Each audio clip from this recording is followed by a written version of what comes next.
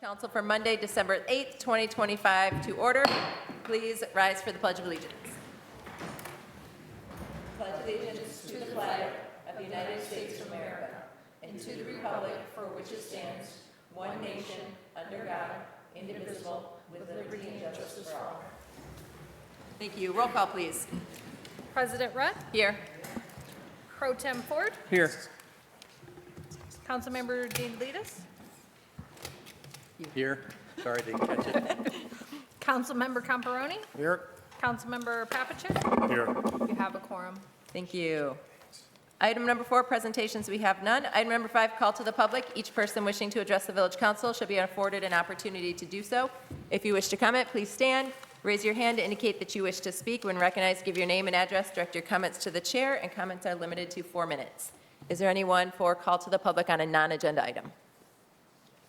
All right, I will close call to the public. Item number 6, approval of the agenda by order of the president. No matters will be discussed after 9:30 p.m. unless the council votes to continue the meeting. Council.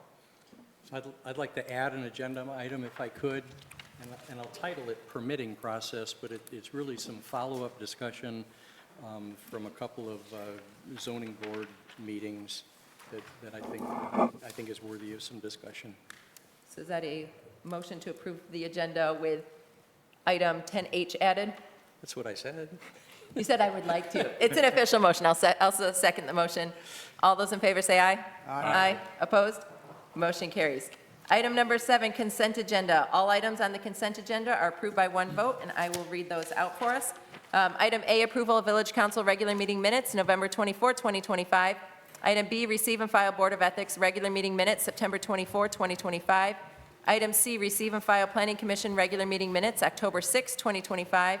D, receive and file Board of Zoning Appeals regular meeting minutes, November 6, 2025. E, receive and file of Ad hoc Legal Services Committee meeting minutes, November 3, 2025. F, receive and file of Ad hoc Legal Services Committee meeting minutes, November 17, 2025.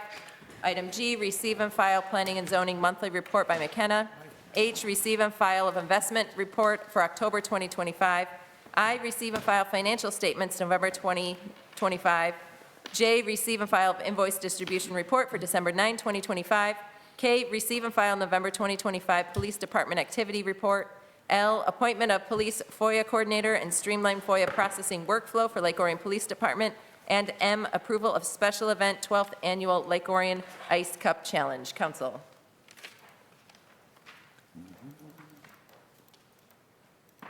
I'll move to approve the consent agenda. Second. We have a motion and support. All in favor, say aye. Aye. Opposed? Motion carries. Item 10, other items. A, introduction of ordinance amendment to Chapter 50 garbage. Mr. McCleary. Your Honor, members of council, council is being requested to introduce and give first reading to an ordinance which amends Chapter 50 garbage of the Village of Lake Orion Code of Ordinances. The amendatory ordinance removes reference to specific fees for garbage collection and inserts language that the fees will be established by resolution of the Village Council. The current ordinance does not reflect the contractual fee presently being charged for rubbish collection services. So this is just housekeeping. Right. Council? Mr. Lamb? To introduce and give first reading to an ordinance to amend Title V Public Works, Chapter 50 Garbage, to require that the garbage collection service fee will be set by resolution of the Village Council, to schedule the ordinance for a second reading and considered for adoption at the Village Council's January 12, 2026 meeting, regular, and to direct the village clerk to publish the required notice. Second. We have a motion and support. Any council comments? Mr. Lamb? Darwin, do you anticipate that there'll be any immediate changes in the garbage fees? There will not. The contract runs July 1st through June 30th, and so the next adjustment to the fees will be July 1st. I have one question, and it may not be exactly pertinent, but how are the apartments or condos, do they all get charged by apartment? So are they all individual Did they all get billed, or is it, do we just bill the apartment complex? Or do we bill each individual apartment renter? We bill each property on the utility bill. So if they have a utility account with us, we charge them individually as part of their water and sewer bill. So if they have a water meter, is that how it would go? Yep.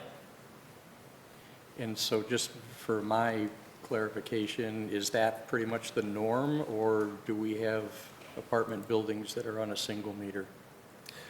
We have several properties that are on single meters. And so those properties, if they're multifamily, if they're more than 4 units, they're responsible for their own rubbish collection services. So even if they don't then have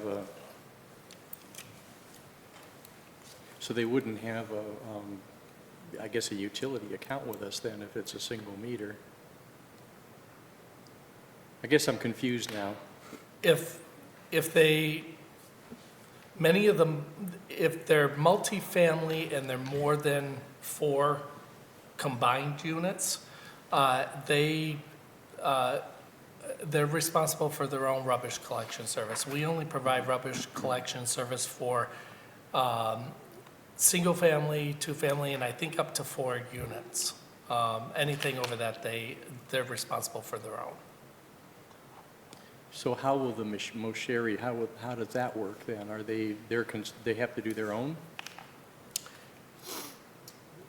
They have, Mosheri, they're not apartments, well, they are apartments, but they're styled like condos. Everybody has an individual service with an individual garbage can, as opposed to the complexes in town that have a dumpster. So they'll each pay the individual rate? Yes. Okay. Thank you. Any other council comments? Any public comments? We have a motion and support. All those in favor, say aye. Aye. Opposed? Motion carries. Item 10B, award of contract water system lead service line replacement program years 1 through 3. Mr. McCleary. I just want to clarify on the last item, the Mosheri development, I'm being told that as part of their lease, rubbish collection services are being handled by the development. They will not be part of our rubbish collection program. Your Honor, members of council, administration is requesting that Village Council award a contract for years 1 through 3 of the village's water system lead service line replacement project. The village solicited bids and received 4 responsive bids. The village engineer has reviewed the bids and contacted references and has determined that Super Construction LLC is the qualified low bidder for the project. Michigan law requires public water systems to replace lead service lines at an average rate of 5% per year, with complete replacement of all lead service lines expected within 20 years or by 2040, because this program started in 2020. These replacements must be full from the main to the building and are at the water utility's expense. Partial replacements are banned except for emergency repairs. The village has identified approximately 60 lead service lines on its system that require replacement, and we intend to complete all lead service line replacements within the next 10 years, so we will actually be ahead of schedule by about 5 years. Thank you. Council. Mr. Lamb. Darwin, who's the owner of the Super Construction LLC or the principals? Do you know? I don't have that information offhand.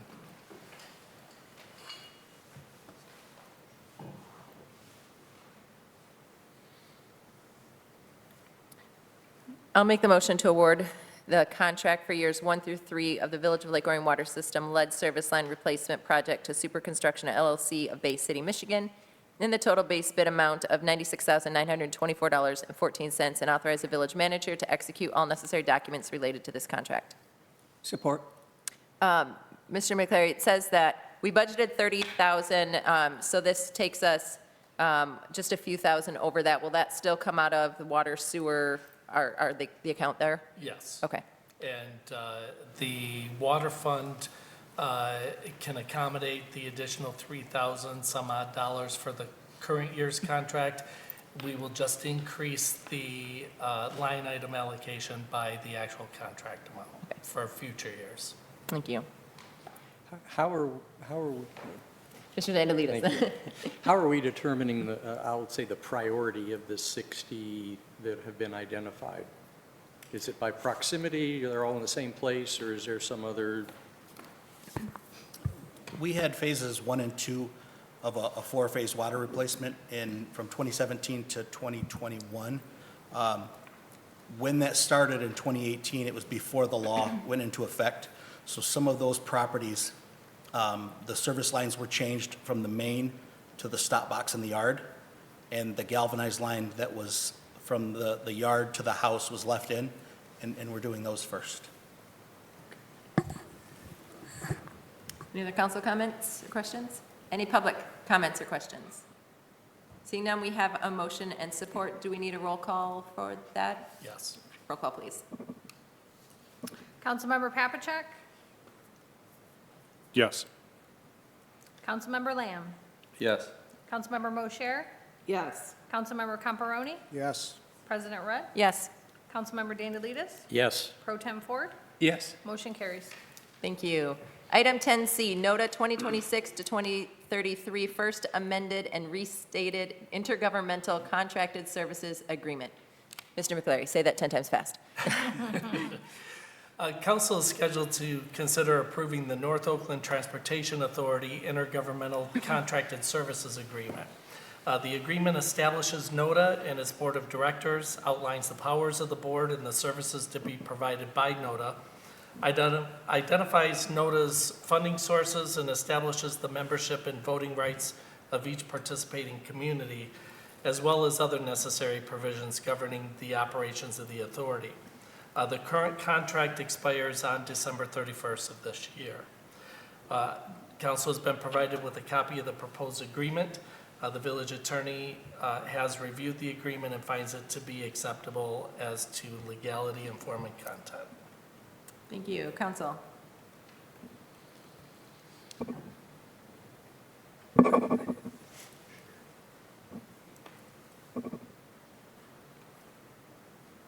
I'll move to approve the 2026-2033 North Oakland Transportation Authority First Amended and Restated Intergovernmental Contracted Services Agreement, and to authorize the village president to execute the agreement on behalf of the village. Support. We have a motion and support. Mr. McCleary, could you, I'm just very curious, when was the expiring contract instated? Are they normally 7 years contracts? 8 years. 8-year contracts? Okay. And I think this is this is only the second contract under NOTA. Any other council comments, questions? Any public comments or questions? Seeing none, we have a motion and support. All those in favor, say aye. Aye. Opposed? Motion carries. Item 10D, proposed modification to 2026 street improvement program. Mr. McCleary. Administration is requesting further direction from Village Council as to whether to expand the scope of the 2026 street improvement program to include the rehabilitation of all streets west of M24 and north of West Flint Street, or alternatively, to just add the additional section of North Shore and Hill Street that was not included in the original scope of work. Council requested a cost estimate and estimated lineal front foot costs to include these additional streets. Most of that information was provided to you as part of the packet. There was some additional information placed at council's table tonight. The village engineer has prepared a report indicating the additional streets to be included in an expanded project scope and estimated costs. The engineer prepared estimated costs for the addition of the remaining portion of North Shore Drive and Hill Street only, and an estimated lineal front foot cost. And all of that information is now available to council. The council also requested that the village manager look at creating a community-wide street improvement program.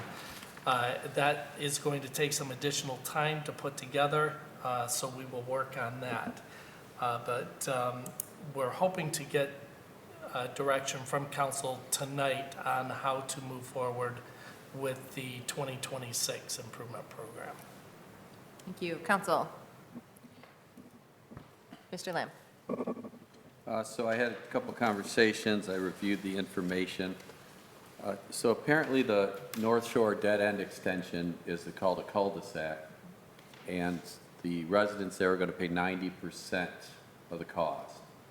The village is only going to pick up 10% of the cost. The other sections, some of the other sections of the street are in the more beneficial area where they just so happen to have more than one entrance, and they get, the village is going to pay 25%, and the residents are going to pay 75%. So that dramatically affects the cost increase per foot of the road. I don't agree with that policy.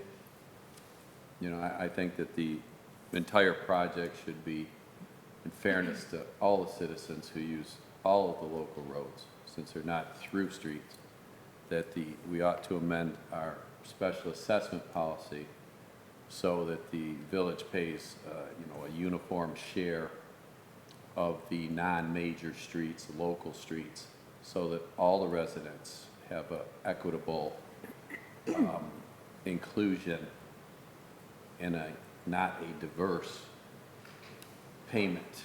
So, some people, 2 houses down will pay 25 to 30% more just because there are not 2 exits from their street, and it's not a through street. So in our neighborhood, there are several entrances, and people use them freely.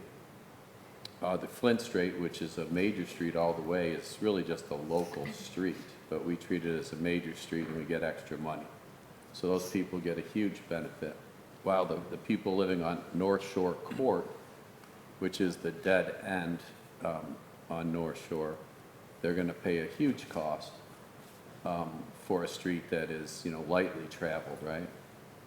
So I think there's a big inequity there to the residents. And, years ago when we proposed the special assessment policy, blah, blah, blah, numbers were presented to council, but the real impact to the citizens was not considered. So I looked at the map of the village, and there are a tremendous number of dead-end streets. Matter of fact, you guys know a lot of them. They're on the islands, Long Point. We have the street, Bridge Street, and then the Central, So I think we need to look at our special assessment policy for local roads. Now, we have many roads that are private, and those people aren't involved in this process, so I think they should just step aside, since I think they may get assessed for some cost too, I was told, for the streets leading into their neighborhoods. But, so I think the assessment, our basic assessment policy is flawed. That being said, I would like to make a motion to revisit this policy at our next meeting in light of what I consider to be, a partial and unfair practice to many of the residents. This council hasn't had an opportunity. Several members were there during the policy-making process, but the new council haven't really had a chance to taste that. They're going to taste it now with, with the special assessments.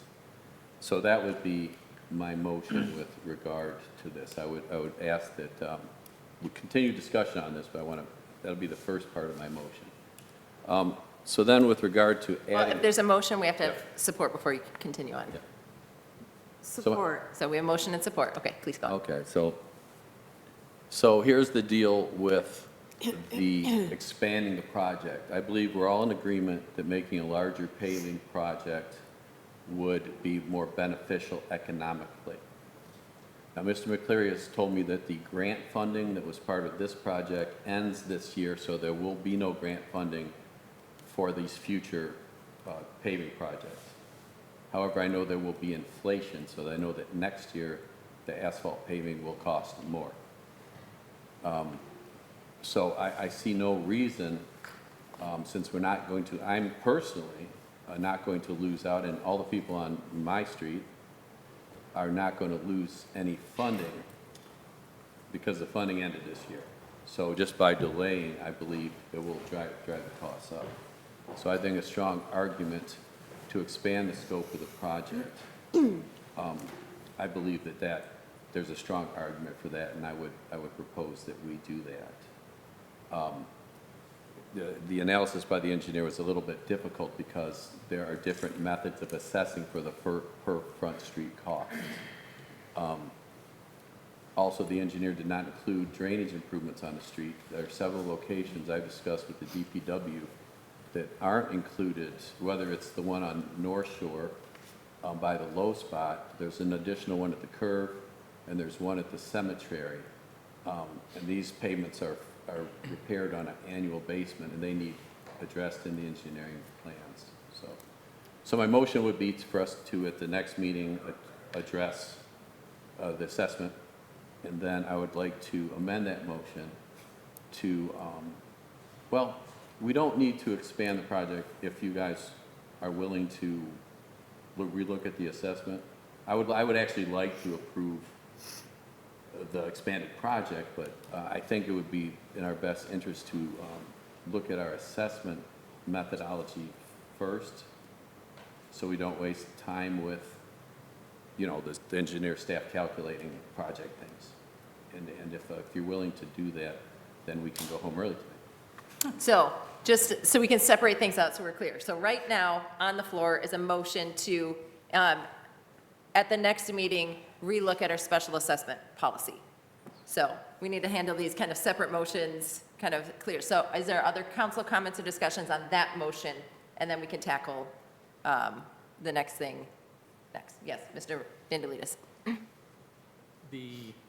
Since this is all tied up in our CIP, and we have made assumptions, we just approved the CIP for the upcoming year, the revisions to it, and since this plays into the funding and the expenditures, you know, we planned this out for some number of years, and I recognize the rationale for wanting to change the timing and expand the scope, but what also concerns me is that we, you know, now we want to talk about changing how the funding is proportioned now between residents in the village. Well, that plays right back into the CIP. We're talking about, we're suggesting that there are storm sewers that enter into this that are not comprehended. And so what concerns me is to just start approving partial motions that take, you know, a piece of this, but it impacts the big picture. And so I find it hard to approve a plan for next year that could potentially impact not only the following years, but how this whole thing gets funded. I mean, I still maintain that we've got some significant financial issues. We've got, you know, water, our residents have told us about water and sewer rates. We have special assessments for sidewalks that we think we got a pretty good plan on, but this is yet another one, and I think this is all additive. And I don't know how I could support, you know, a change in plan without understanding what the whole change in plan is, and how does that drive the funding, and how does that drive the residents' responsibility and the village's responsibility. It just seems like we're throwing something in the middle here after we've already kind of agreed on what we're doing. So I think we need to take it one step at a time and come up with a revised plan that feeds into the CIP, and now we know directionally where we're going. Other council comments Yeah, first Maria. on this motion about revisiting the special assessment policy. I do think it has to be looked at again. we have had so many years of nothing. And so we're really trying to look at, trying to do, because when I ran for council, I ran on infrastructure. And that was my thing. And I feel that we have to look at, we have to maybe revisit and look at the way that we are, I understand about the CIP, and it's all very vague because, you know, you think you have what we're gonna be spending, things change. It's liquid. So, there are gonna be things that are gonna be changed all along the way. And this is something that I think is going to be changed, or should be changed. So I just think we have to not be so rigid in our thinking and stick with what we currently have if we need to make a change. I think we should be able to do that. One of the big things is are the roads and the sidewalks. And I just feel that if we stick with, you know, okay, we're gonna stick with the CIP, and this is what we're gonna do, then that's fine if everybody agrees on that. But I feel it has to be more of a liquid, fluid change, because things are gonna change. We've got increases in what the cost is to do the improvements. We're gonna have increases in the asphalt, concrete, whatever. We're gonna have increases. And I just think that we need to be a little bit more open on some of that and not be so rigid in our thinking that, okay, this is a CIP and this is what we're gonna do. My thoughts. Thank you. Mr. Ford? Well, I guess it throws another kink in things. When we gave direction to Darwin to get these figures, and he kind of needs something tonight, but now I would have trouble approving this if we're going to look at how we're going to fund it. I think if we decide that we're going to take another look at how we're going to fund these things, then do we table this until we decide how we're going to pay for it? Or do we give Darwin approval to continue with this based on the current method of financing it? Then look at down the line for the follow-up on this, the rest of the streets, not include all the streets on this go-around. I don't know how we can approve this and not know how it's going to be funded exactly, because we're going to relook at that. I need to look at the funding first, then look at this, but I don't know how much time he needs to get things lined up. Let me make my comment, and then we'll go for second rounds and stuff if anybody else. Mr.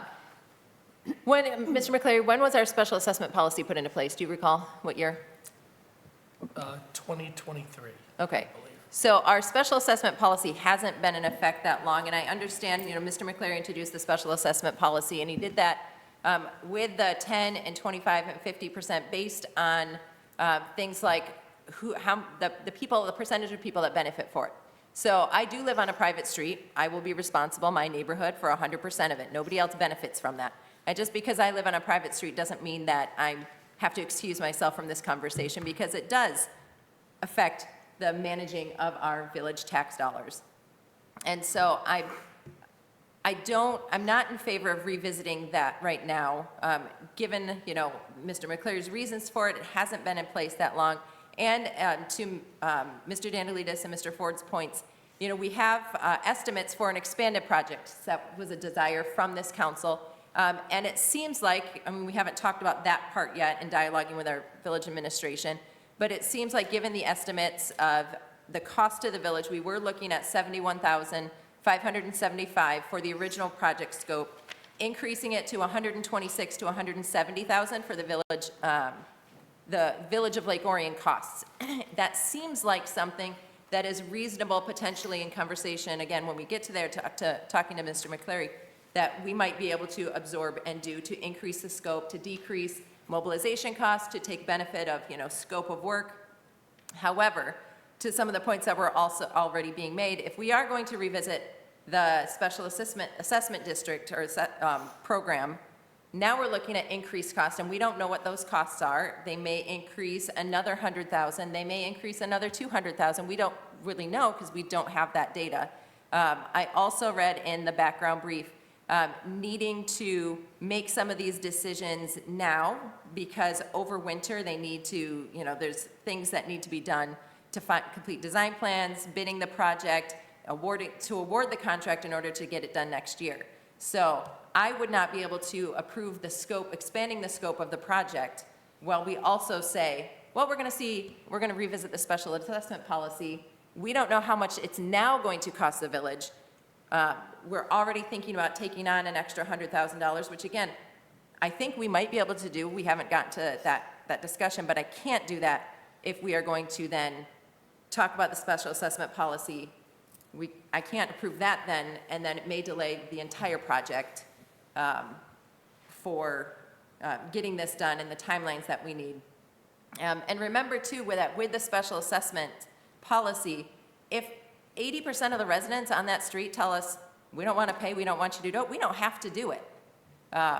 So if your street is in the expanded plan or even in the original plan, and most of you are like, you know what, we're gonna live with our street, we don't want you to touch it, we don't have to.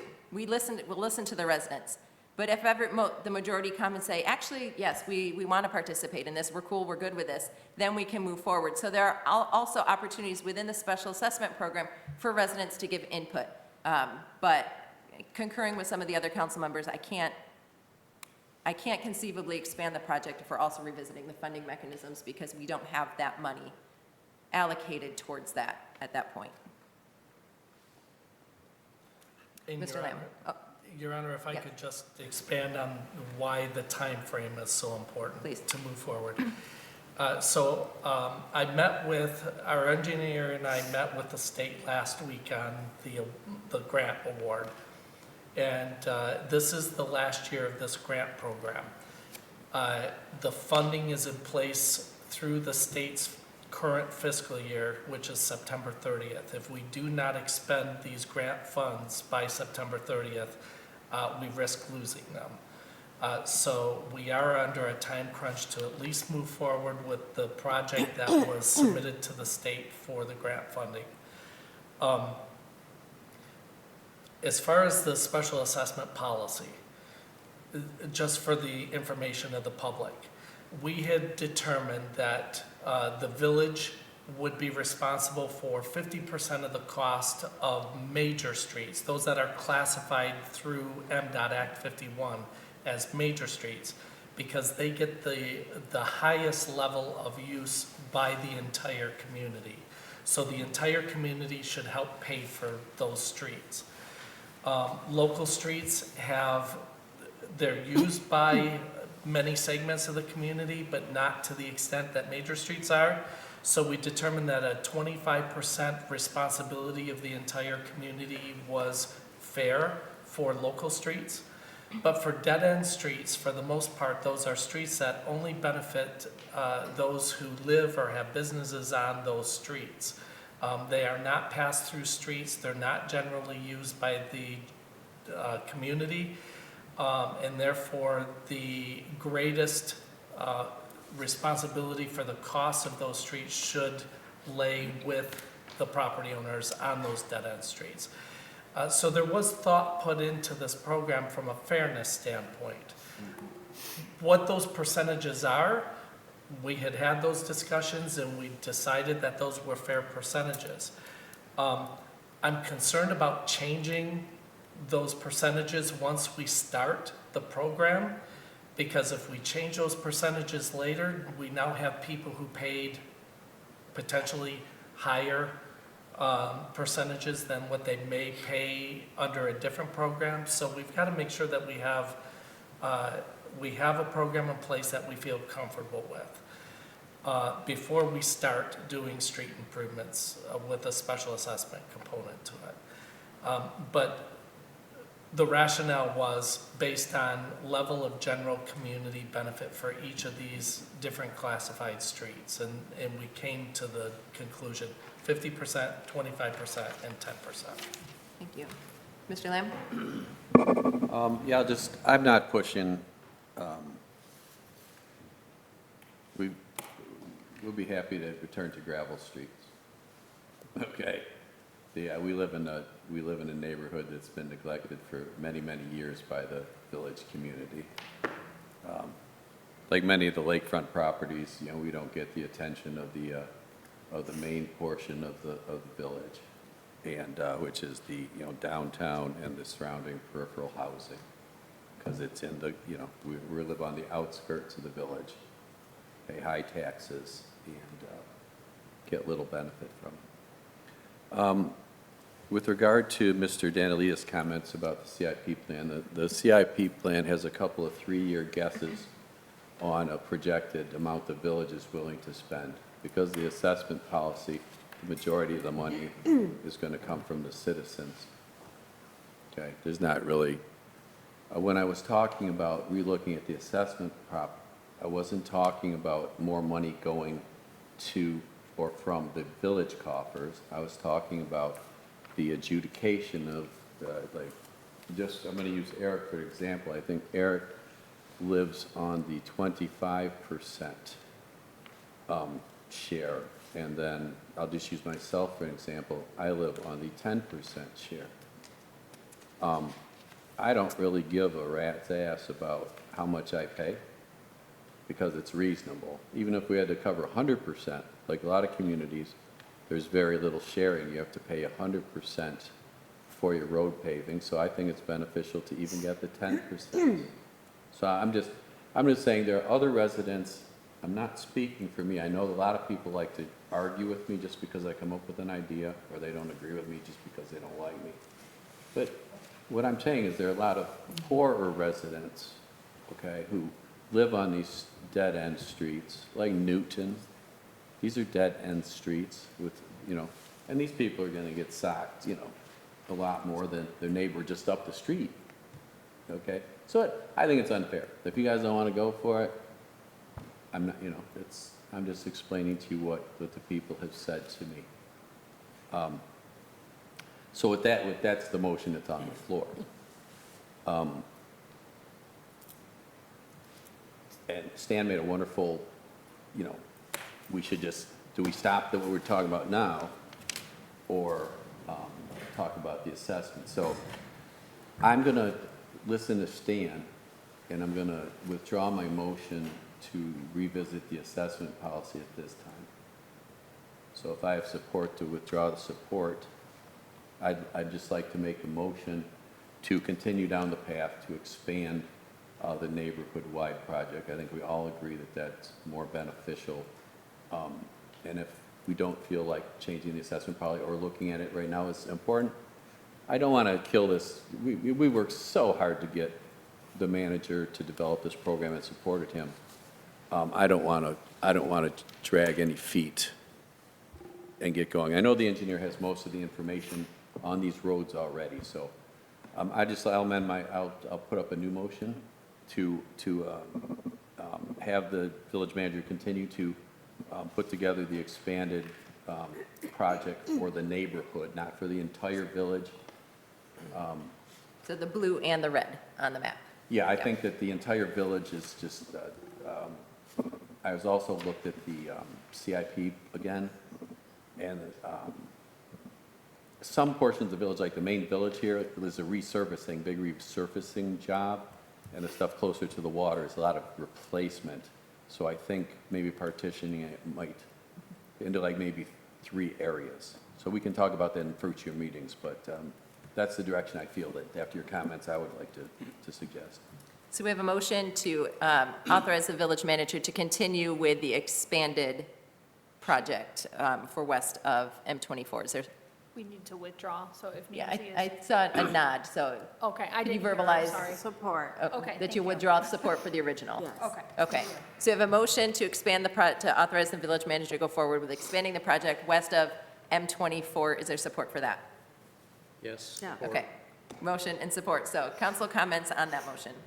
Can I just make one other comment on the previous one, though, since I didn't get a second Yeah. chance? Perhaps I wasn't as articulate as some of the others. I wasn't suggesting that I couldn't support relooking at the assessment plan. I just think the timing was off. And I think to throw the assessment plan in the mix with what we've already got on the table, Yeah. that's what I was, I'll say objecting to. So would you like to make comment on your motion? Yeah, I don't think that the expanded plan is going to impact the village share of the budget very much because it's mostly the 90%. I mean, that end is mostly 90% citizen paid, right?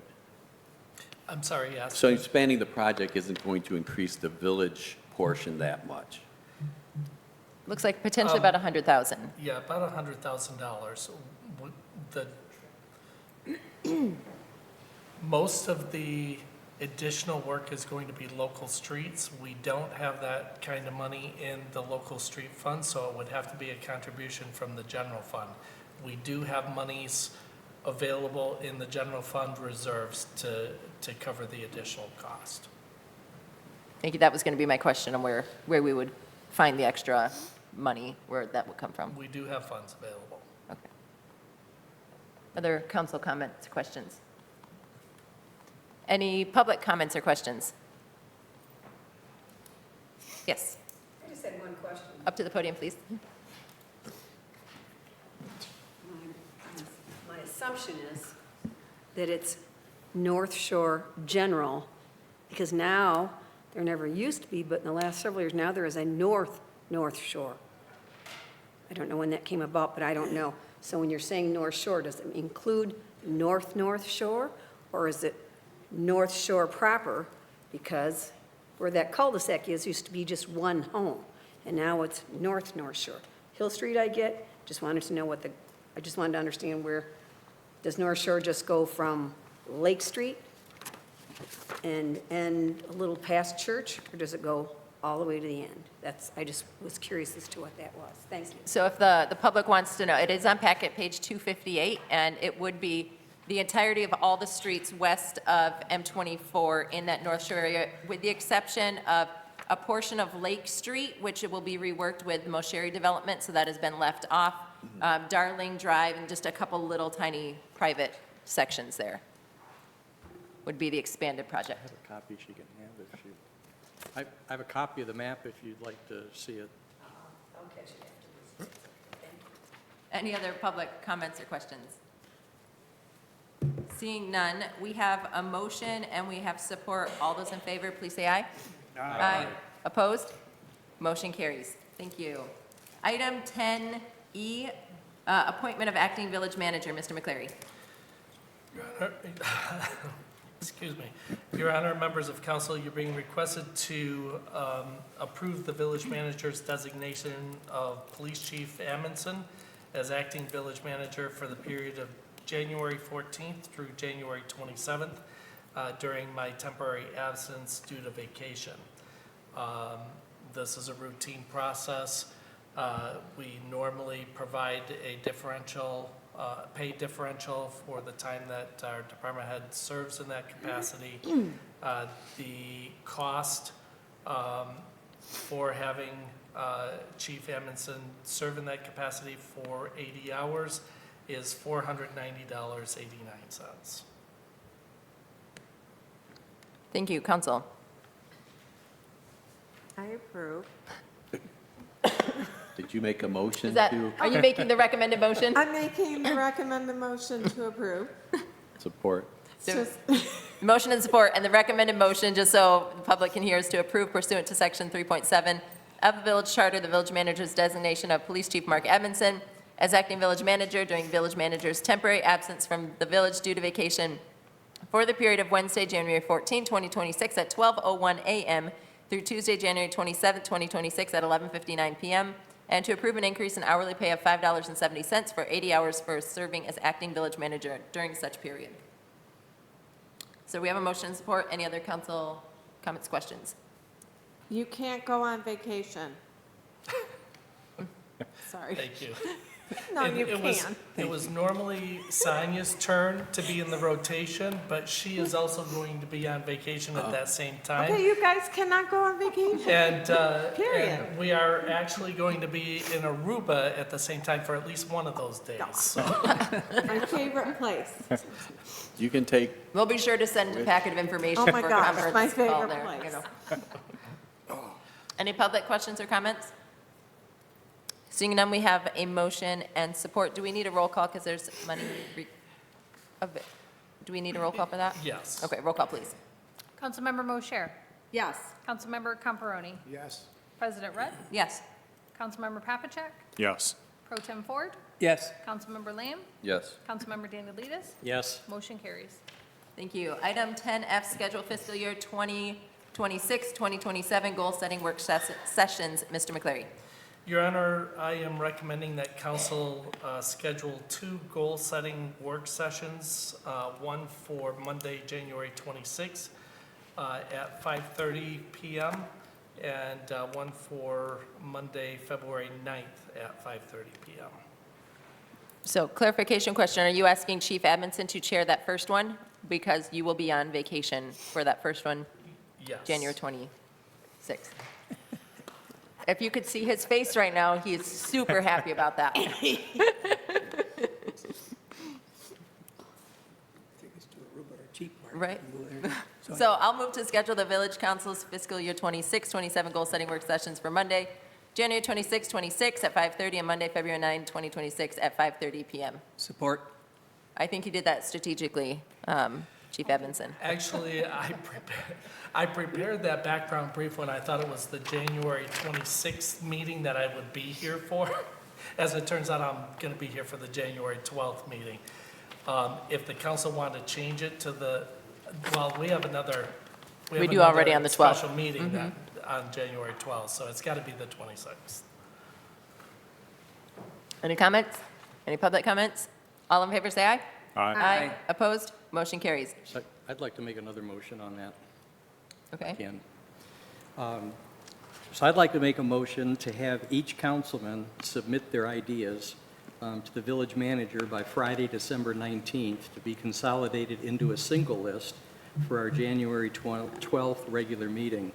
This list would then be briefly reviewed at the meeting, providing the opportunity for public comments and input, enabling true transparency. And from my perspective, this would get our thoughts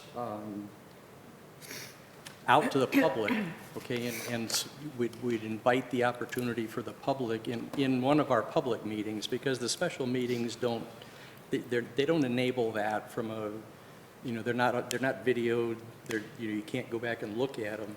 So my thought was, let's kind of all get our ideas out on the table at that January 12th meeting, the first meeting. We can briefly, we don't need to discuss them or whatever, but just here's a consolidated list. The public can see that list in the meeting packet, come forward with support, or if there are other ideas. I think it'd be a much more constructive input to our working sessions, which are then special meetings. So remind me what the January 12th special council meeting is about. The Jubilee. Okay. So I guess I'm a little confused. So George,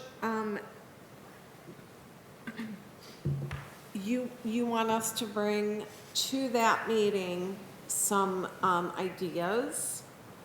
No. Explain again. Yeah, so what I'm proposing, if you recall last year, we all, well, most of us submitted a list, but that list was used at our first work session. And what I'm proposing is, because we got better than, probably got 6 weeks between now and our first meeting. So at that January 12th meeting, our public meeting, our regular meeting, let's get that consolidated.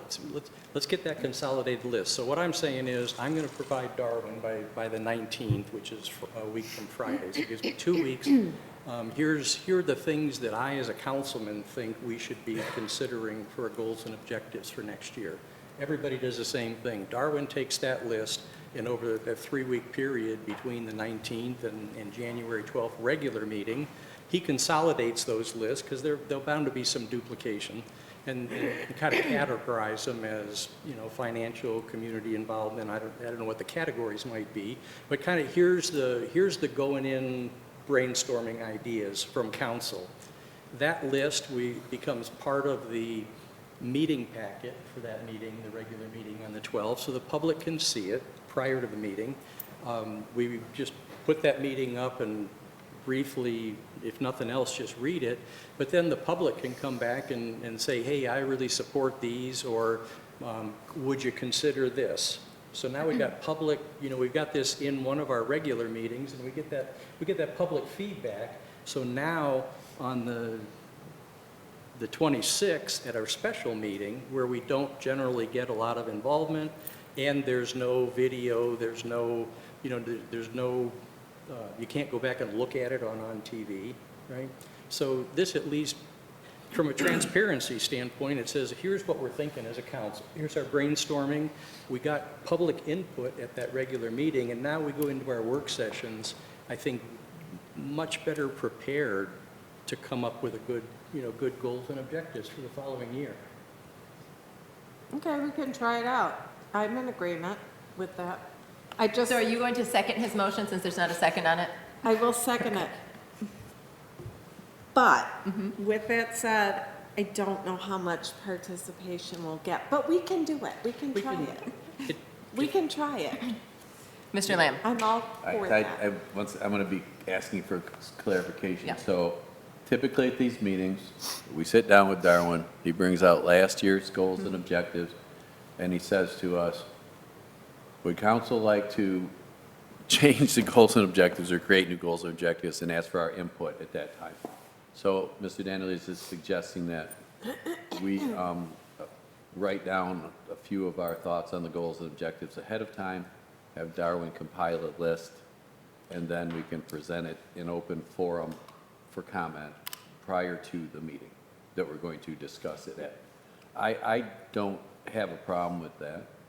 I mean, all year long, everybody throws out ideas, like, you know, let's cut the budget across the board by 10%, so that's like a goal, or things like that. So that's what I'm expecting to see, objectives with council people's. So I think I can support that. I think it's an exercise that take an hour of my time, you know, to put it, and it's a list I would be willing to, you know, put effort into. So what would be our, if this goes and we all agree, what would be the deadline to get that? So the date I threw out was the 19th. So that's I think it's a week from this Friday. Okay, December, okay. Yeah, December. Because that gives Darwin, you know, really realistically the last week of the year, and then the first week of January to consolidate. Is that good with you, list. Darwin? Yes. Okay. Could you send out, just so everybody is clear, the current goals and objectives, just email the entire council, so that way we all make sure we're working from the same document and everything to review our prior objectives and goals as we think about. The current Yeah. goals are available on the village website on the government tab. Yeah. Under the council list. Your goals and objectives are on there, but if you want me to email those out, I'm more than happy to. I think that would be good. Makes it easier and also serves as a reminder to council when it lands in their inbox as well that this item. Yeah, that would be really good. Yeah. Thank you. Any other, was that a, Reminder. I don't know if that was a, Okay. any public comments, questions on that? Okay, so we have a motion, we have support, and the motion is for council to submit their goals and suggested goals and objectives to village manager by December 19th, who will compile it for our January 12th meeting to be read for then public. I assume that wouldn't be like a big discussion, just here they Right. are, public submit their comments to the village council, village manager, for consideration on the work session on January 26th. I don't even think there'd be any reason to have discussion, Yeah. because that's what the work sessions are Yeah. for. But just, Or we even put them in the consent agenda as these are, or do you want them well, read? it needs to be an Okay. agenda item so Okay. that the public has opportunity to come up and make comments. Okay, And when would we be putting that out to the public? that would be for the January 12th meeting. Okay. So all those in favor say aye. Aye. Opposed? Motion carries. Item 10G, adopt resolution 2026, Village Council meeting schedule. Mr. McCleary. Your Honor, pursuant to the Open Meetings Act, public bodies are required to adopt and publish a schedule of their meetings prior to the start of each year. Currently, the Village Council meets on the second and fourth Mondays of each month at 6:30 PM unless otherwise designated in its meeting schedule. The clerk has prepared your draft meeting schedule for the upcoming year, and we are recommending that you approve it. Council? Mr. Ford. I move to adopt resolution number 25-044, establishing the 2026 meeting schedule of the Village Council for the Village of Lake Orion, and to authorize the clerk to post the schedule pursuant to the Open Meetings Act. Support. We have a motion and support. Council comments or questions? Public comments, questions? All those in favor, say aye. Aye. Opposed? Motion carries. New item 10H, permitting process. Mr. Dandelides. Thank you. So so Stan and I attended the zoning Board of Appeals meeting on Thursday. There was much discussion around a zoning variance. There was much discussion around a zoning variance for 256 South Broadway. And actually, that discussion came up in the previous meeting, so the November meeting was tabled with questions and asked to come back in December. So there was still a lot of discussion, and I guess what I gleaned from the discussion is, and particularly because we have a shared responsibility between the village and the township, I think it can get confusing, and I think in this particular case, there was a lot of confusion. The type of issues that came up would be the sequence and the responsibilities between the permitting and the zoning approval between the village and the township. There was confusion around a verbal approval versus a written approval. There was confusion on the applicant's behalf as far as their understanding of the process. Availability of the village zoning coordinator, I think, was one of the things that was brought up. So we have an approved plan right now. That we call it the Building Inspection Services Agreement between the township and the village. And it was executed back in April, so about April of 2024, so almost 2 years ago. And the question that kind of came to my mind was, is it still valid, and are we still using it? And then, my plan for tonight, I was thinking that I would come in and make a motion to make the planning quarter more available. One of the things that came up, and I think we've heard this in previous discussions over the last year, our planning coordinator is available 8 hours on Tuesdays, and then I believe virtually for 4 hours on Thursdays. And I think that availability, because the planning coordinator does more than just process some of the paperwork and prepare for planning meetings and whatnot, but I think the planning coordinator serves as a resource to our business owners, to our developers, and helps them through some of the process and what some of the requirements are. So my intention tonight was to come in and make a proposal that we up the hours, the availability of the planning coordinator. And although I still think that's probably one of the things that we would want to do, I think that we ought to step back and look at the process that we've got right now established, and is that process still valid? And are there improvements that we can make in that process outside of or even in addition to the availability of the planner. So I certainly wouldn't want to take the availability of the planner off the table, but I think that it would be worthwhile to have some discussion around what is our process and are there ways to improve our process? Because we're providing a service to our community, and again, it's not only our developers, but our business owners, our residents, the DDA, we provide a service, and I think we need to look at, are there ways that we can improve that service? So I'm going to make another motion, okay? So my thought is, and I put this into a motion, and perhaps it's not the right motion, but maybe it'll generate the discussion to create the right motion. So my motion would be to direct the village manager to set up a meeting that would include our township building coordinator, our village planning coordinator, our village manager, and one member of council. And the purpose of that meeting would be to review the current services agreement that we have with the township, to determine, one, is it still applicable? Are we following it?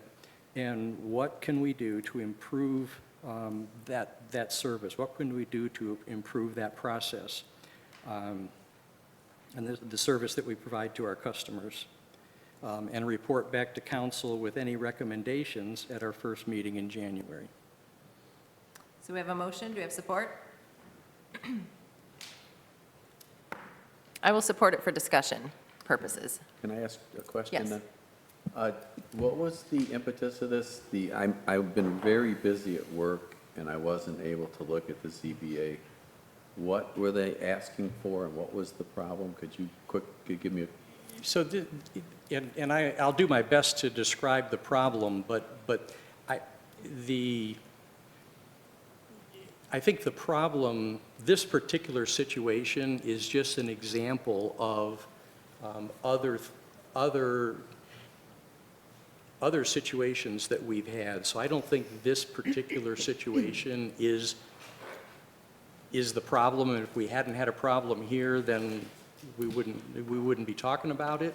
I think this has been something that's been brought up. Just briefly, what was the situation? Okay, this is Waterside Social, and they put in a pergola, I think is what they call it. So it's a covering, a detached covering for an eating area to provide sun protection and some weather protection.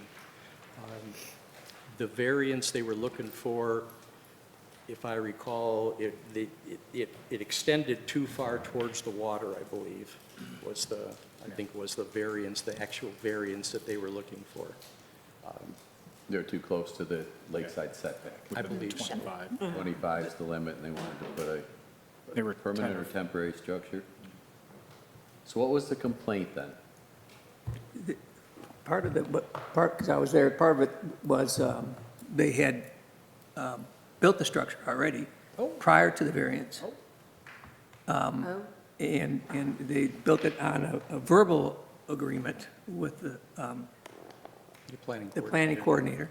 But then there was no follow-up on getting the paperwork done. This was Mr. Ortega, No, it was previous. predecessor. But from a process standpoint, so the township building official, I think is what we call him, he acted on that verbal and issued the building permit. Without having the written. The applicant was no wiser, and anyway, so this all bubbled up into what I would hope if we can look at ways to improve the process, we could avoid in the future. Well, thank you. I just wanted you to clarify the examples so I would know exactly what processes failed. And it immediately was addressed by you guys that a verbal approval was given.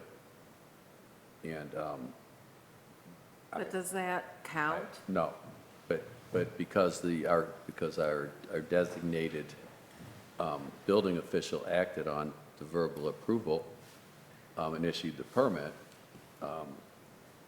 I would think that we would fail in court, but I'm not a lawyer, because the permits were issued and the monies were expended by the by the person. Okay, so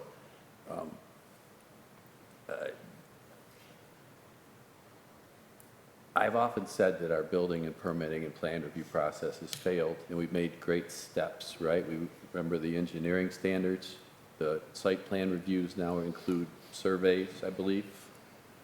So the biggest problem we have with this whole situation is that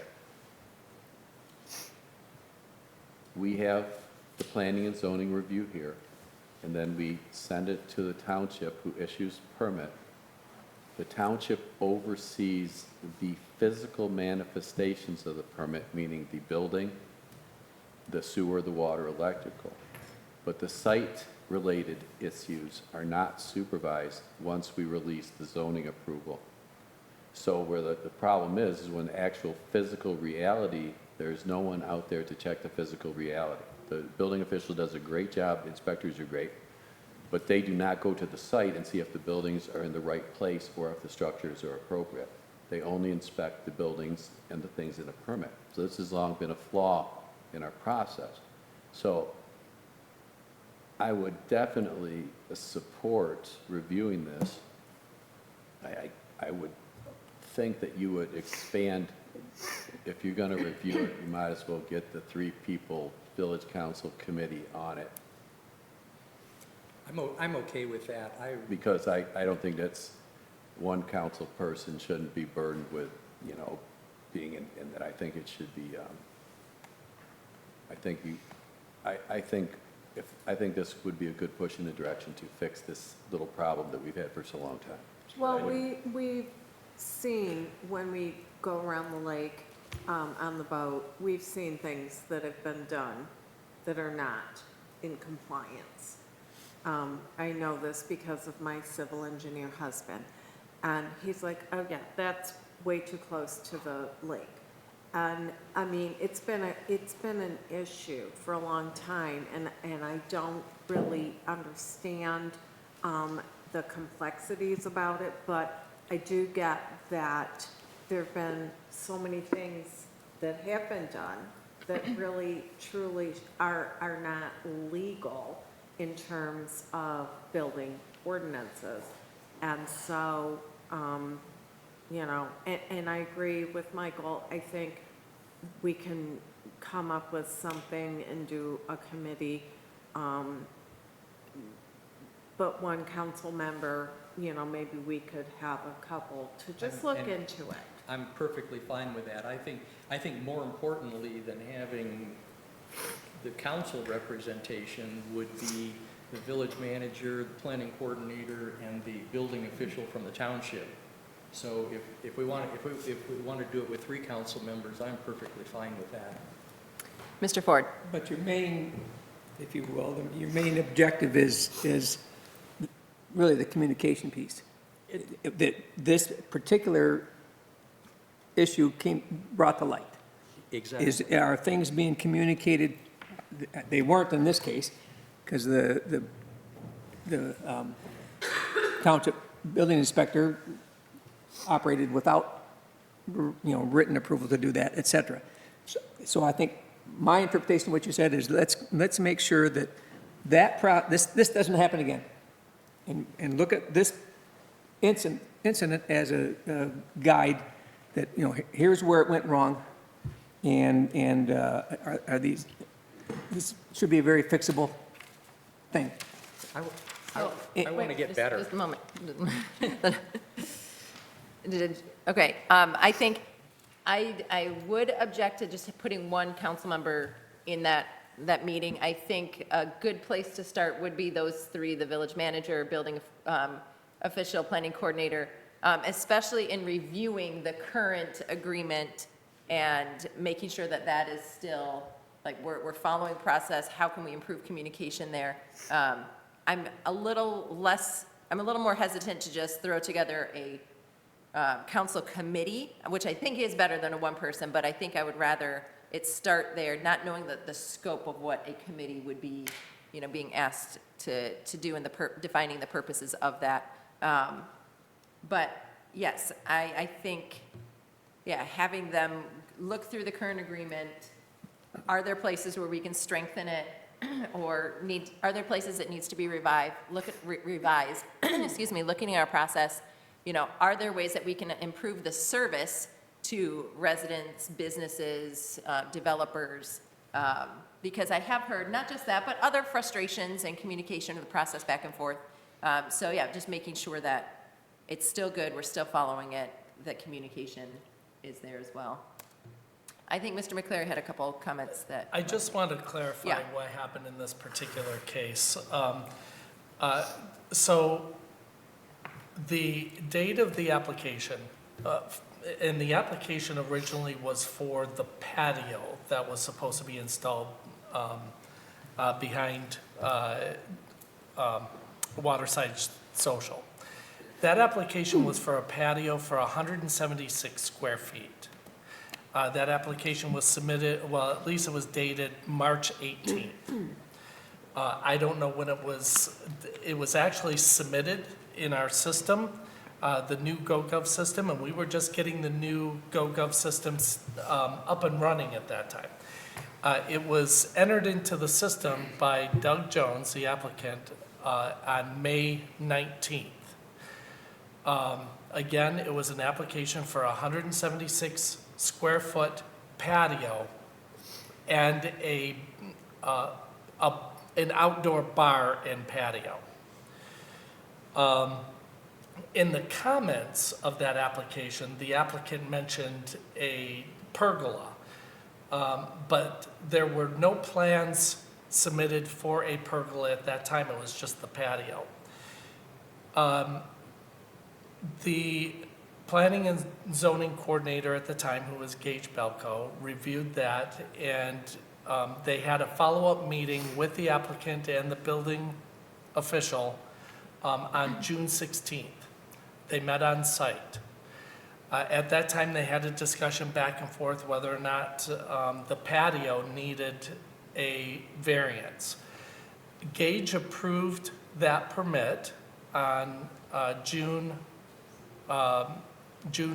18th for the patio, with conditions that the applicant was to go back, seek a variance from the Board of Zoning Appeals within 60 days. That never happened. The same day that that permit was issued, the applicant submitted a second application for the pergola, so on June 18th. The pergola application actually was for an 860 square foot pergola. Gage, that was submitted on June 18th. On June 26th, Gage denied that permit because it didn't meet zoning requirements. On July 29th, code enforcement issued a stop work order because they started constructing the pergola. And in the notes, our code enforcement says they had a conversation with the applicant that a stop work order had been issued. They needed to contact the zoning coordinator for additional information and to get things worked out. On August 12th, the applicant submitted a building permit directly to the township. The building permit application referred to the 176 square foot pergola, not the 800 and some square foot pergola that they had applied for through the village. The township building department never issued a building permit for that pergola because they realized that the applicant did not get zoning approval from the village. But the township building department did agree to do inspections on the construction of the pergola because the construction had already started, and I don't know whether it was completed at that time, but it was at least started. So the building department agreed to do inspections even though they had not approved a building permit for it. So whatever issues may have occurred were on the township building side, not on the village's side. The village did everything it was supposed to do. So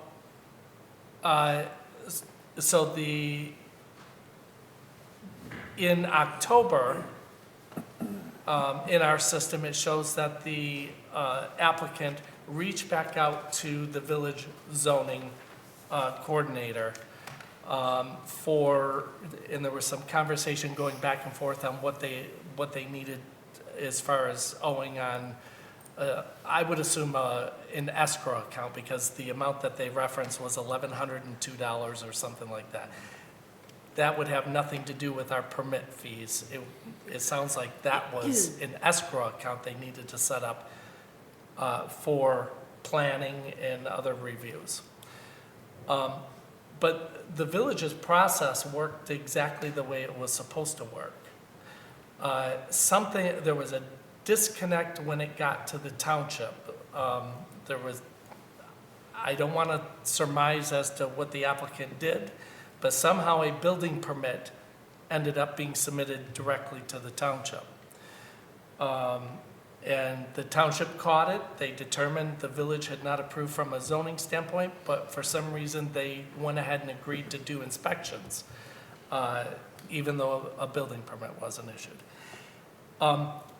We had already identified, part of the reason we went to the GoGov permitting process was because we had identified some issues with coordination between the village and the township. That's why we went to the GoGov system. We added the township building department as a user of the system and one of the review and approval processes. They are actually the last step in our approval process. So after we do our zoning approval, the clerk's office issues the zoning permit, and as soon as they issue the zoning permit, it goes right to the township. All the documentation is emailed to the township automatically by our system, and then the township takes it from there. So we went to that system to try to streamline processes. I don't know what disconnect happened at the township level, but the village's process happened exactly the way it was supposed to happen. I do agree, we need to sit down and have further conversations with the township on what happened with that disconnect. I can tell you that there are some problems that are inherent when we have zoning being reviewed by the village and then the township handling the actual building permits. One of the conversations we need to have is we need to talk about the possibility of bringing the building permitting in to the village to coordinate more directly with the zoning permitting. I've already, a few months ago, I had reached out to McKenna because they have a whole building division that does building permits and inspections. And they provided a proposal where it would actually cost the village nothing to have them do the building permits and inspections. And actually, we would see some additional revenue because they would turn over 5% of the building permit inspection fees, permits and inspection fees, back to the village. So there would be some additional revenue realized by the village. But what it would do is it would coordinate better with our zoning process because McKenna uses BSNA. They have their own license, and they would allow us to access directly their BSNA building system so that we can monitor what's going on as far as permits and inspections. But also having one entity doing both ends of it would provide for better coordination. So that would be one of my thoughts as far as where we should be going with this. But I do want to have the opportunity to meet with our planning and zoning coordinator and the township building department to discuss this further before we make a final decision on this. The process overall has improved considerably since we've gone with the GoGov system. I can tell you, as of today, we have 20 open permits. 3 of those are pending village approval. 2 of those permit applications were just submitted last week. 1 is from November 17th, and the reason why it's still open is because the applicant never paid the application fees. And they were notified that the application fees have not been paid, and that their application is still open until they pay. The other 17 are open because the township has received our approvals, but they have not done anything on their end as far as our system is concerned. I don't want to say they haven't done anything with the permits, but they have not indicated in our system that they have approved building permits for those 17. So that's where we stand on things. Things are working very, very well, much better than they used to. And we are able to better document every step of the process because we have the GoGov system. But I do appreciate the suggestion by the village president. I think the 3 of us need to have a follow-up discussion with the township and determine what's working well, what is not working, and then make a determination whether this contractual relationship with the township is working for us or whether we need to look at other alternatives. A follow-up question I have is, when we executed the agreement, I think it was mentioned last year, 2024, that was before we got the GoGov permitting software. Yes. So nothing has been updated in our agreements with the township regarding that? Not that I can recall. I know that Gage was working with the township building official to try to further streamline the zoning approval and the building permit approval. There was some talk about having having the whole package sent to the township first for them to review, and then they would send it to us for zoning review. As you can see from this example, I don't have confidence in that. I think the zoning approval has to happen first. But I think it's a conversation we need to have with the township. Yeah, because But right now, I'm leaning toward recommending to the council that we move to bring building permits in-house so that everything is handled by our office. Because if an agreement has not been updated, then we are not following that agreement, then theoretically, or maybe reality, we're not following that agreement because we have changed software. And so I think that needs to be looked at to, bring us on the same page in terms of the agreement that we have with the township. The software didn't change the process. It computerized everything.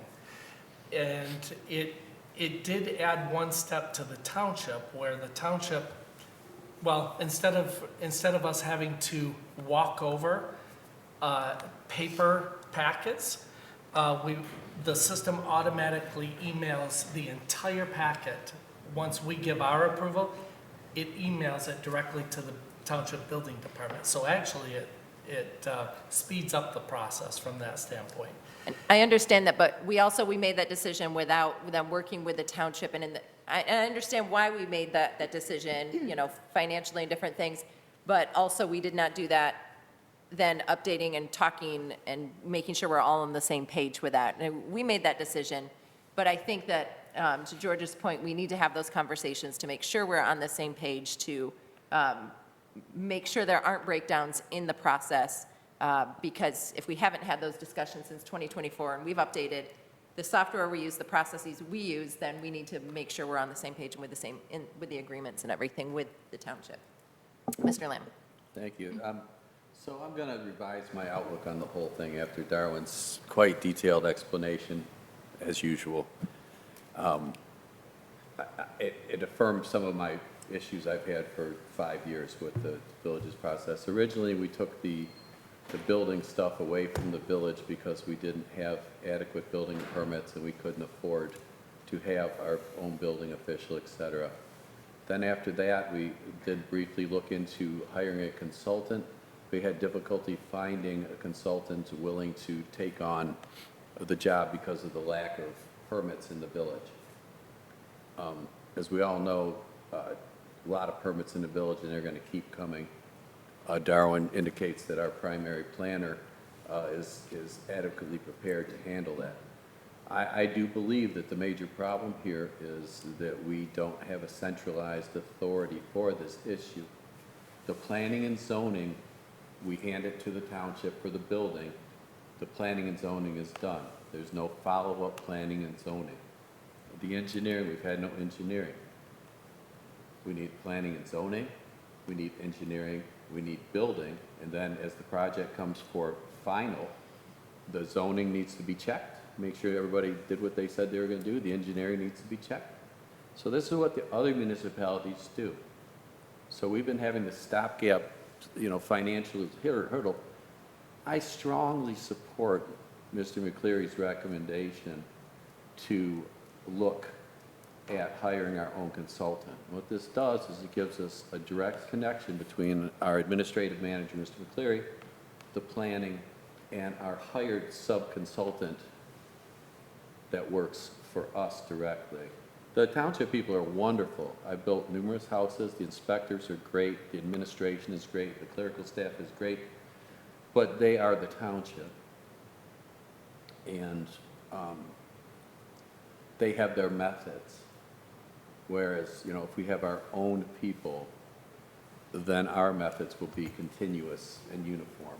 And I think that's the issue with the situation described to me, is as we hand off to outside people, things get lost and fall through the cracks. So I would like to ask George to modify his motion to take the council person out of the mix and perhaps direct the village manager to review this situation and to come back to us with a proposal that would solve all of these administrative issues and give us a cohesive, I don't want to say the lumberyard project and the issues with the inspections and outside people and, but that all could have been handled administratively with our own staff, very politely and easily, instead of dragging the poor township people in between a little bit of political dispute. So I could see a lot of advantages to having a company such as McKenna come in and, their planner, their inspectors, our village. So I just ask you to consider. And so I would consider that, but I'm not going to change my motion. And here's the reason why. We have a process. We agreed on a process. I don't know if we're following it or not. I don't know if it works or not. I think before we decide, heck with the process, let's go off and let's do this, let's at least sit down with the players, determine if the process is working or if it's broken, can we fix it, how would we fix it? And I think we're all saying the same thing. We agree that there are issues with our process. I think to identify those issues and decide what is the right course of action, I think the first step is to sit down with the players and look at what we're doing, and maybe that team comes back and says, hey, the best thing to do is take the township out of it. We hire McKenna, as Darwin suggests, and that's the right solution. But I think to jump to that solution right now, I think we at least owe it to understand where are the issues with what we're doing and what is the best course of action. And I'm not suggesting what is or isn't the right course of action. I think that's why you get those folks together. I don't think the one council person is appropriate. Forget the one. I said Well, that, let's so modify. 3. I'll revise my motion to 3 or 7. Let's do 7. I mean, I don't care. That's not the issue. That's fine. It's That's pretty much where I was going with it. So Darwin will come back with his own recommendation. See, we give him this feedback during our discussion. But yeah, I don't think one council, I'll support you completely. It should be like a subcommittee or no council people. I think. Well, and that's fine. I can fully support 3, if that's, if we want to do 3, I fully support that. We don't need any. I agree with Teresa, and I'd let Darwin look at it and report to us. I think Is that's. that what you said?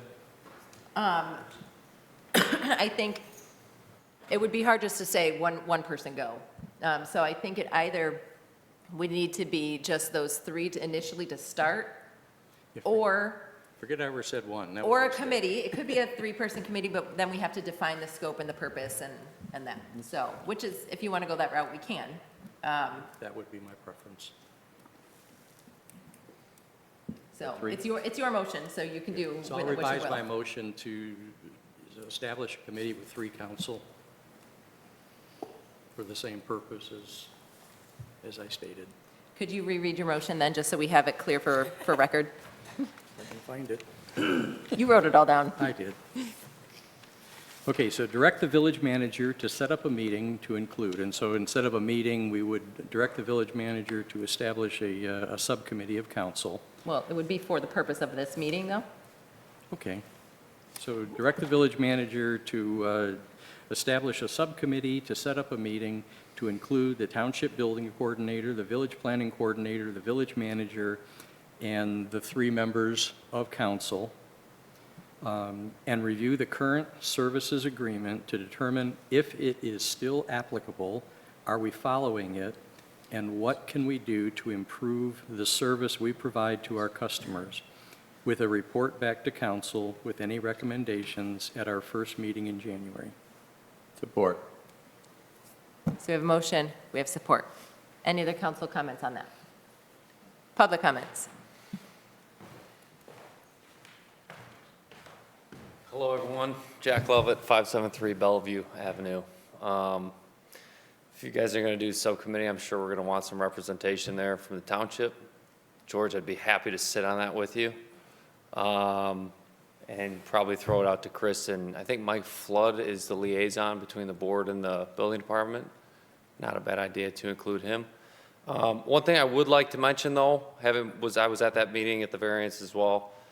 The applicants, we don't know if they got a denial email or communication. That was still unclear. So the system is not perfect on either side. So I think it is the right route to go and explore with open minds what we have going on here, working together in the future. So that's what I got for you. Have a good night. Thank you. Any other public comment? All right, so we have a motion on the floor, and we have support. All those in favor say aye. Aye. Opposed? Motion carries. So since you are creating a subcommittee, then we need to appoint people to that subcommittee. I would be happy to serve on that. I love planning and zoning. I'd love to serve on it too. Dear Lord. Yes, you do.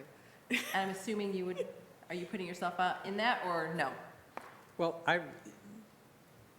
so I've got a passion for this and have for the past year, but I encourage other council that maybe have some skepticism or aren't sure.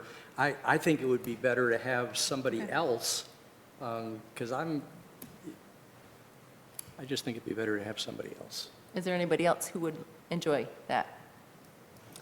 I do it, I just got the meeting dates, because Yeah, yeah. I'm going to be gone in January, but I think we'll all probably have a little bit of holiday travel and stuff that we'll have to work around, is my guess. But so All right, so who do we have? I will move to appoint myself, Mr. Ford, and Mr. Lamb to that subcommittee. Support. All in favor? Aye. Aye. Opposed? Motion carries. Thank you. Item 11, call to the public, same as before, except on any item. If anybody has, a member of the public would like to make any comments, limited to 4 minutes.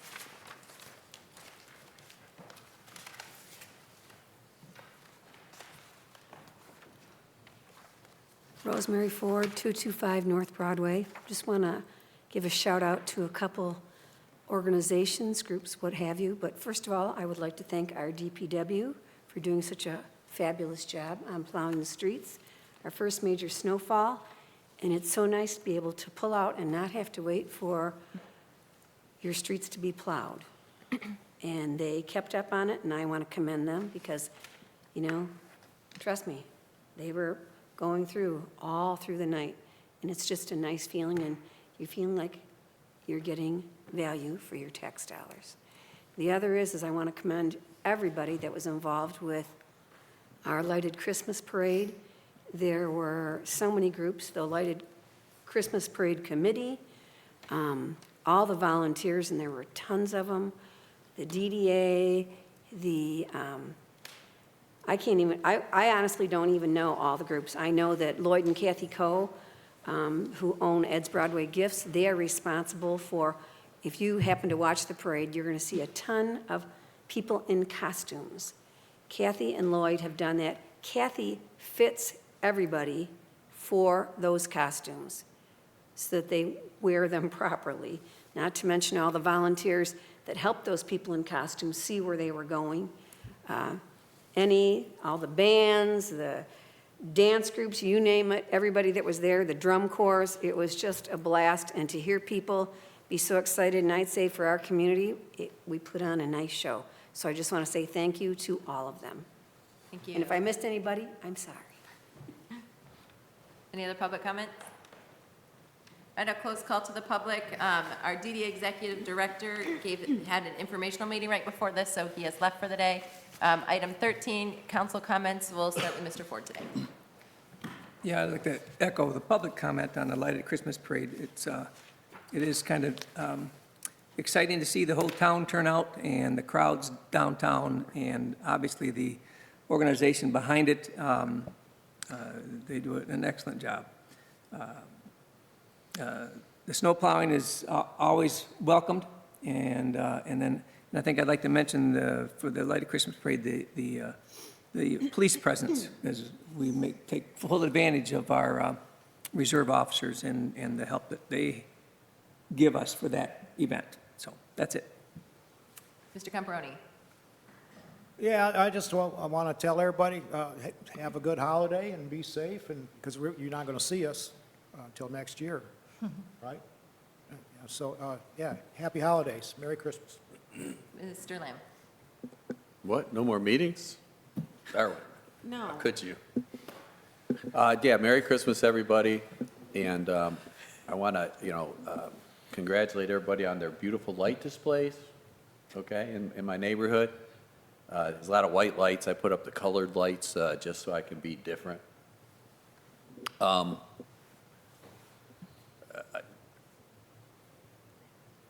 I think the village is going in the right direction. I think the CIP program, the fact that we're actually trying to do stuff, even if we're not always 100% successful.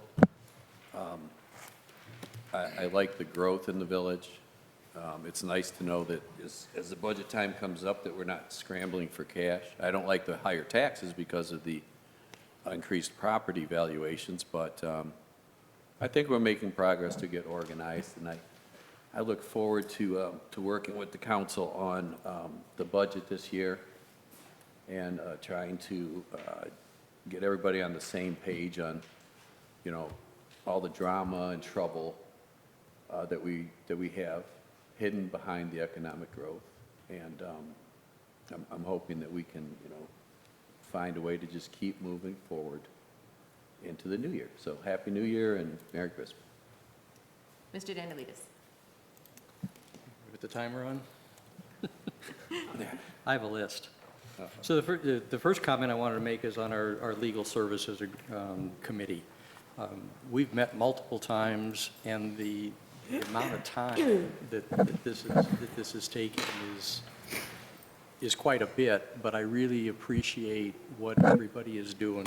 We've been through all of those individual proposals, and we've met on them. We've selected the folks to interview. So this is Michael, to your point, we still have meetings. We got quite a few of them coming up.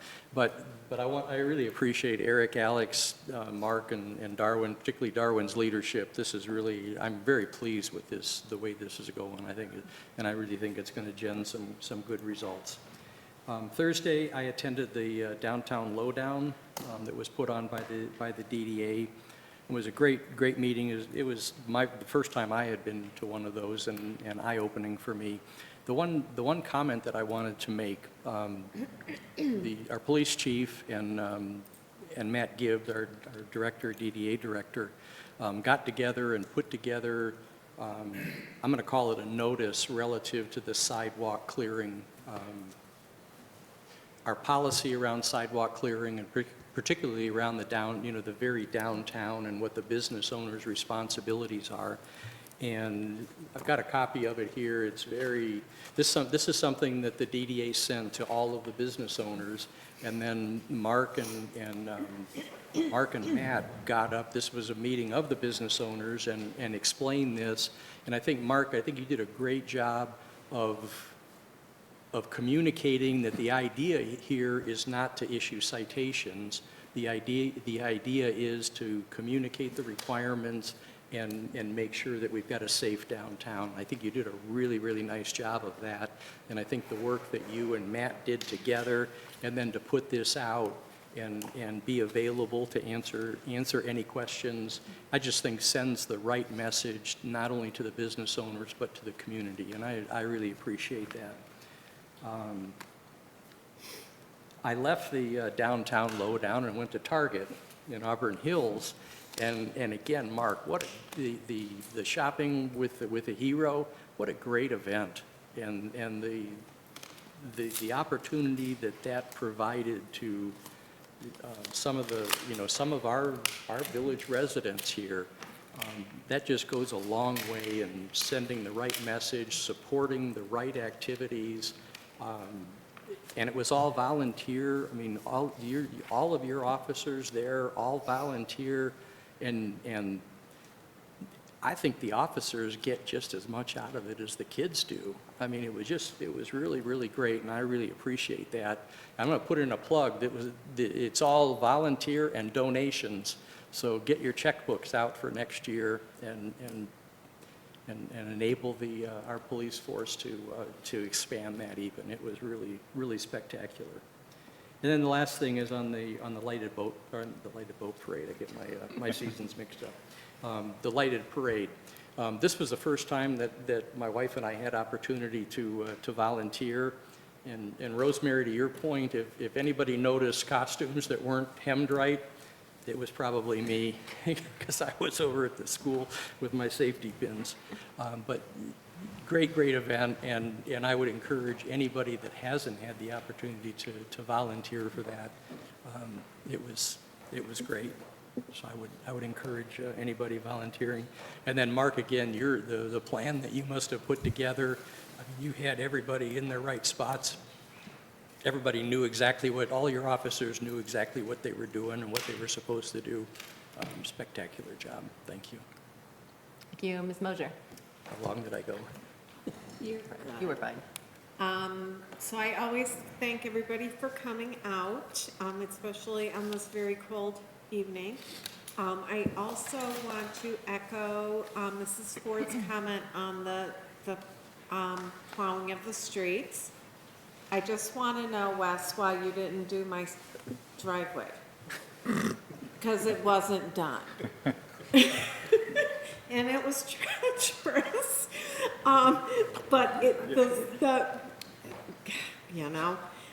we got the boat in the barn, we don't have space, but I do really, really appreciate everything that DPW does for us, because they are on top of things.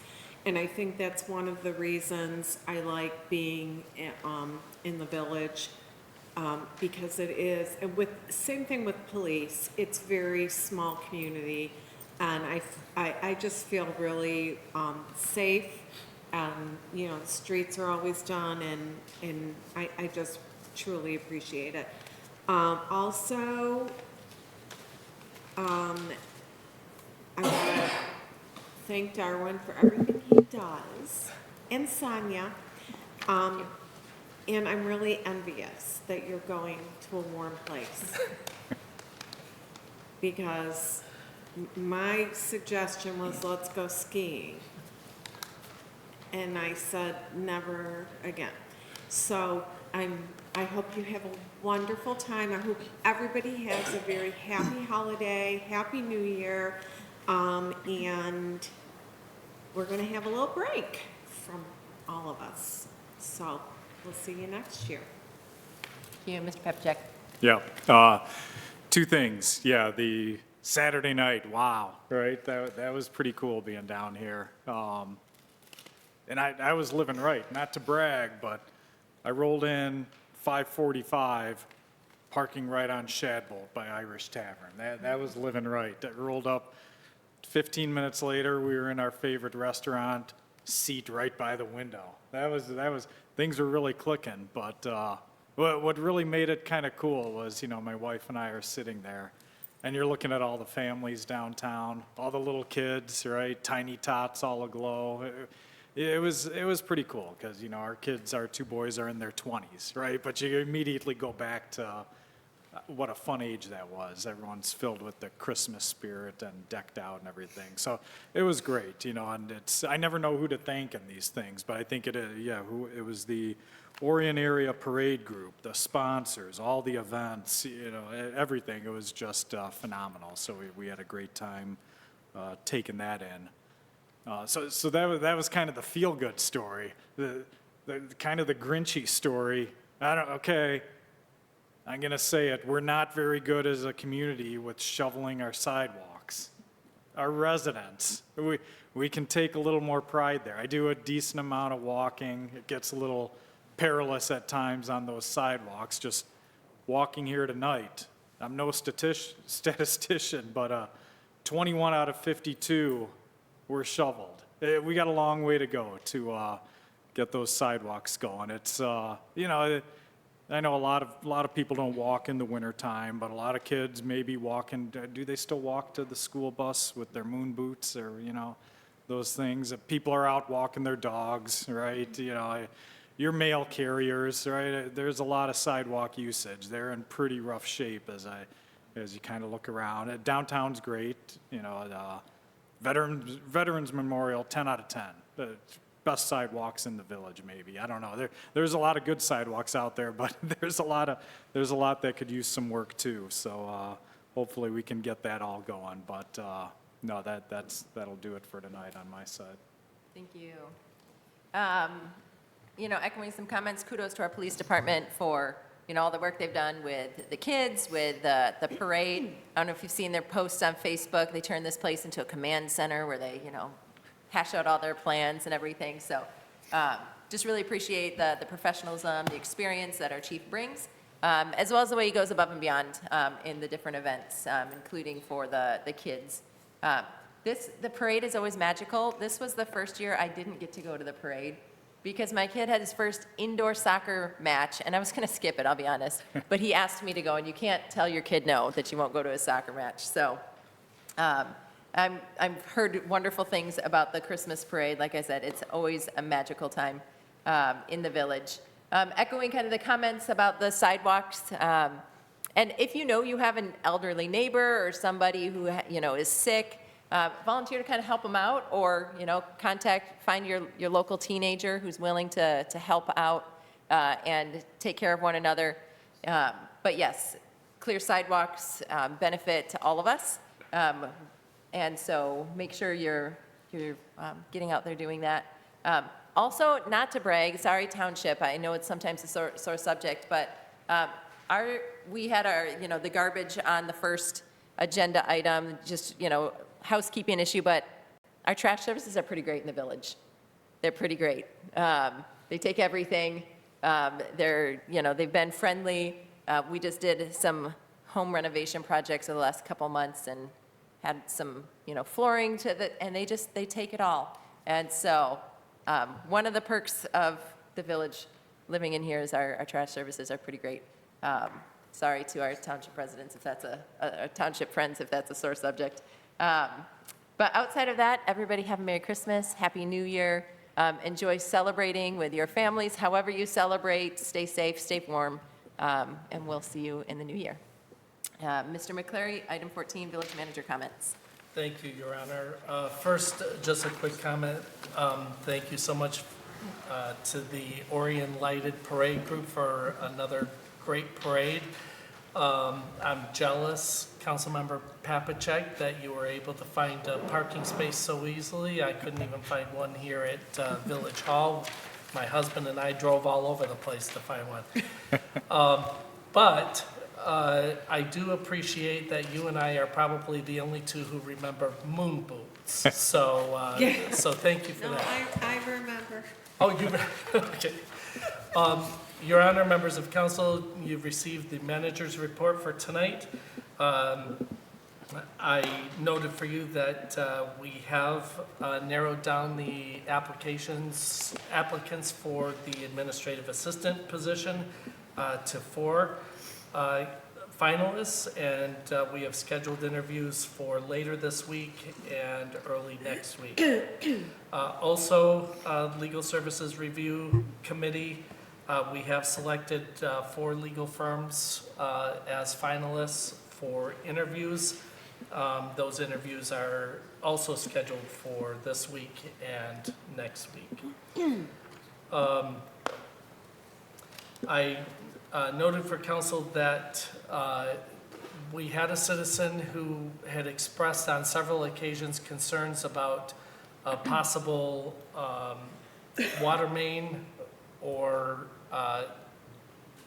storm sewer leak on Jackson Street between North Lapeer and Broadway. As it turns out, we have no water main or storm sewers or sanitary sewer in that block. We had talked about the possibility of scheduling for leak detection services through Michigan Rural Water Association, but that's not necessary. We don't have any facilities in that block. So, so we've canceled that request with MWRA. And I provided you with a list of important dates for the rest of this month for your information. That's all I have, Your Honor. Thank you. We have nothing for closed session, so with that, I'll entertain a motion to adjourn. So moved. We have a motion, I'll support. All in favor, say aye. Aye. Aye. Opposed? Meeting adjourned.